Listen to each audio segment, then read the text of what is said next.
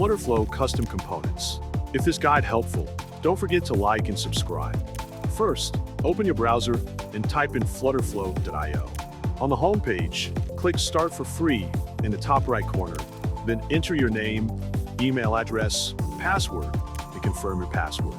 Once done, click Create Account. On the dashboard, go to the top right corner screen and click Create New. Name the project, for example, Alexander Component, then click Create Project to make a new project. In the workspace, use the widget tool to add element.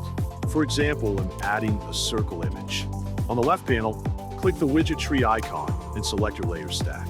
On the right panel, click the diamond icon to create a new custom component. Give a name, such as Profile Component, and write a description. When finished, click Create Component to add component.